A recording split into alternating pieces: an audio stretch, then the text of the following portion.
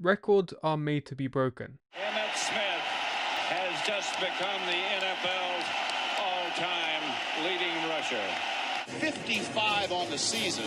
What a year for Peyton Manning. At least that's what they say. In this case, however, I feel Paul Krause's record is one of those unbreakable ones. 81 career interceptions. Look up ballhawk in the dictionary, you'll find Paul Krause. Despite being one of the greatest safeties in NFL history, he doesn't get the same respect as some others at his position. So why? And more importantly, why are the reasons flawed? To understand that question, we first need to know how good Paul Krause was. Drafted by the Redskins in the second round in 1964, his rookie year would be nothing short of amazing. He'd earn an All-Pro selection, lead the league in interceptions with 12, finish in second place for Rookie of the Year, and be selected to his first of 8 Pro Bowls. He also had an interception in 7 straight games. This was a sign of things to come. He'd be referred to as a center fielder due to his success as a baseball player in college and obvious ability to intercept passes. His time playing receiver certainly helped with that as well, finishing with 42 receptions for 718 yards and 7 touchdowns at the University of Iowa. Despite amassing 28 interceptions in 4 seasons with the Redskins, he was traded to the Vikings, as a coach, quote, thought he should rush the line and make jarring stops, but that wasn't his playstyle. He'd arrive in Minnesota at the perfect time. The Vikings had hired Bud Grant a year prior, and although they went 3-8-3, greatness was upon them. From 1961, they had been building the defense through the draft, and would become one of the most terrifying units in NFL history, the aptly named Purple People Eaters.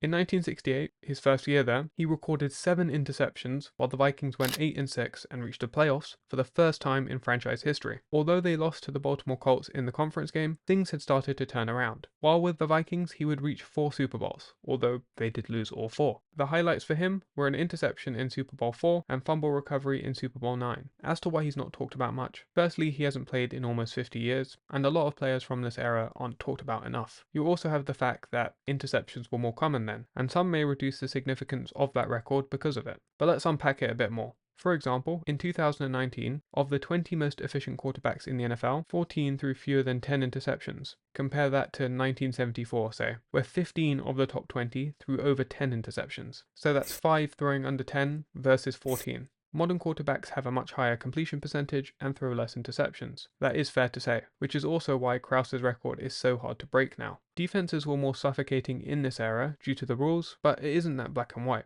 It's important to note that while the interceptions were more frequent overall, they weren't easy to come by for everybody. Krause's speed, hands, and exceptional field awareness made him stand out. He just always seemed to be around the ball. Recall how he was referred to as a center fielder. Despite playing in a period where interceptions were theoretically easier, Krause's record remains unmatched. Few others in his era were able to convert opportunities into interceptions the way he did. And the connecting point to that is that he played in the dead ball era, where defenses dominated and overall scoring was relatively low. But because passing was so tough, with the physicality of the defenses, the run game was far more dominant. As passing is a greater percentage of plays in the current day NFL, the fact that Krause got the record in a not so pass happy era makes it even more impressive. So respect to Mr. Krause.